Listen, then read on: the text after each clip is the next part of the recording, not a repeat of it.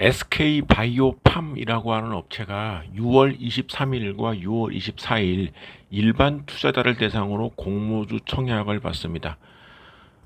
지금 이 업체는 이름만 보면은 굉장히 지금 추세에 적합한 업체라는 생각이 듭니다.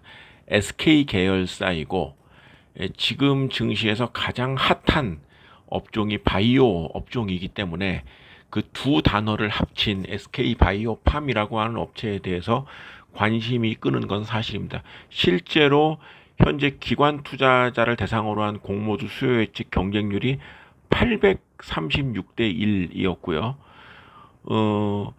지금 아마도 뭐 일반 공모이기 때문에 뭐 돈만 있으면 여기 주식에 공모주 청약을 할 수 있는데요.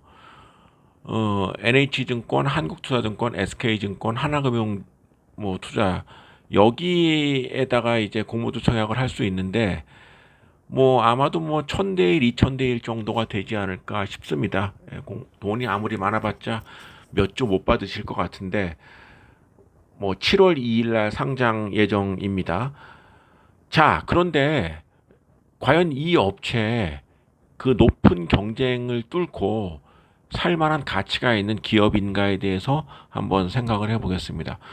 저는 확실히 제가 이제 증권 관련된 방송을 하고 관련된 강의도 하고 있는 사람이지만 저는 부인하고 싶지만 참 옛날 사람이구나라는 생각이 드는 것이 뭐냐면은 제도가 참 바뀐 게 많더라고요. 그러니까 상장 기업이 아무나 상장이 되지 않거든요. 상장 요건이 있는데 최근에 그 바이오 관련 업체에 대해서는 상장 특례 조항이 있나 봅니다. 그러니까 상장 요건이라는 게 아무 기업이나 상장 못한다. 그러니까 뭐 한 3년 연속 영업이익이 한 250억 정도가 나야 되고 지분 분산이 있어야 되고 이런 자세하게 기억은 안 나지만 웬만한 덩치가 있는 큰 기업 정도가 상장이 되는 것인데 요 최근에 바이오자가 붙은 기업들은 특례, 기술 특례 상장이라는 제도가 있다고 합니다. 아마 정부에서 선한 의도를 가지고 상장 문턱을 완화시켜 준 것 같은데 글쎄요, 저는 왜 이런 제도를 선택을 했을까 의문이 되는 것이 과거의 그 기준, 어느 정도 이익이 나는 업체만이 증시에 상장되는 그 기준이 투자자 보호를 위해서 굉장히 괜찮은 제도였다고 생각을 하는데 결론적으로 말씀드려서 SK 바이오팜은 그 기준으로 치면은 절대로 상장을 이 안 되는 업체입니다. 지금 이 업체 실적 보면은요, 최근 5년간의 실적이 이렇습니다.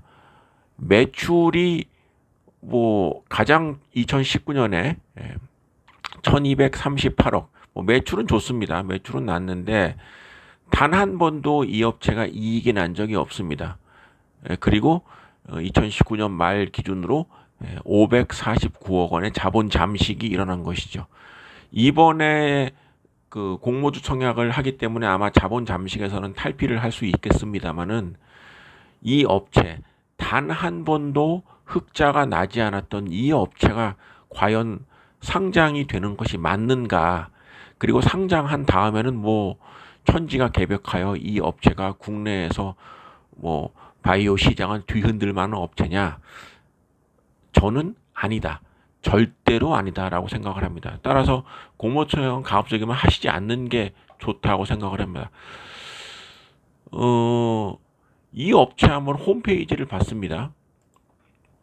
홈페이지를 봤더니 이 업체가 현재 그 개발 중인 신약 중에 FDA 허가를 받은 FDA와 유럽 EMA의 허가를 받은 그 제약이 지금 두 개 뇌전증 치료제인 세노바메이트, 그 다음에 수면 장애용 치료제인 솔리암 페톨, 뭐 이런 제품을 지금 FDA 허가를 받았다. 그리고 임상 중인 제품이 하나, 둘, 셋, 넷, 다섯, 여섯, 7개 정도가 있다고 하는데 미국 FDA의 승인 허가 받은 것은 뭐 인정합니다. 그러나 신약은 승인 허가를 받았다고 그것이 매출로 이어지는 게 아닙니다.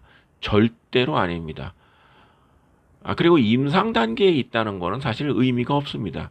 국내 대부분의 제약회사들도 지금 임상 단계에 무수히 많은 제품을 생산 중에 있기 때문이, 실험 중에 있기 때문이죠. 그러나 그 실험과 실제 상품화는 완전히 별개의 문제이다라는 것입니다.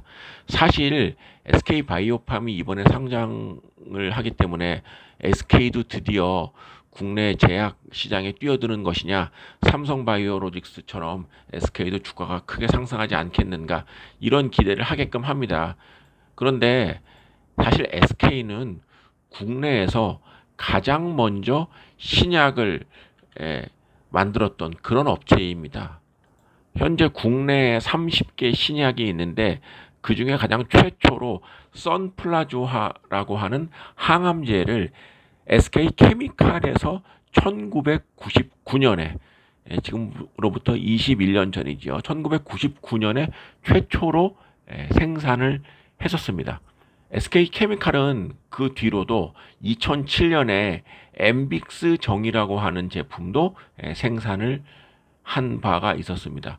그러니까 30개 중에 2개의 제품의 신약 개발에 성공했고 상품화도 나섰지만, 선플라주는 현재 생산이 되지 않고 있고 엠빅스 정도 1년에 생산량이 2억이 되지 않는, 거의 신약 개발에는 성공했지만 상품화에는 실패한 그런 경험이 있는 것이죠. 따라서 SK가 이번에 회사의 이름만 바꿔서 새롭게 바이오라는 이름을 붙여서 한 번도 이익이 나지 않은 업체를 상장시키려 한다는 것, 투자자 여러분 조심하시는 게 좋다라는 생각이 듭니다. 그리고 지금 SK 바이오팜이 과연 정상적인 기업인가에 대해서 다시 한번 강조드리는데, 상장 특례 요건이 아니면 상장 자격이 없는 업체가 지금 상장을 하는 것이다, 이렇게 볼 수 있기 때문에 SK 바이오팜에 대해서는 지금 현재 일부 언론 보도에서 무슨 뭐 증시를 뒤흔들 업체처럼 얘기하지만, 이 업체의 냉정한 실적은 SK 바이오팜이 감사 보고서상에 정식으로 공시했던 내용이기 때문에 이 업체에 대해서는 주의할 필요가 있다라고 생각을 합니다. 제약 및 바이오가 굉장히 관심을 끄는 것은 사실이고, 더더군다나 2020년 코로나19로 인해서 제약업에 대한 그 수요가 그리고 관심이 높아지고 있고, 실제로 주가도 상승세를 보이고 있고, 지금 이 SK 바이오팜의 최대 주주인 주 SK의 주가가 최근 들어서 크게 움직인 것, 이것도 참 코미디 같은 일인데, 뭐 이것이 현실이기 때문에 SK 바이오팜에 대해서 관심을 갖는 건 맞지만, 냉정하게 다시 한번 이 업체의 실체, 상장 자격이 과거의 기준으로 치면은 없는 업체이다라는 점을 말씀을 드립니다.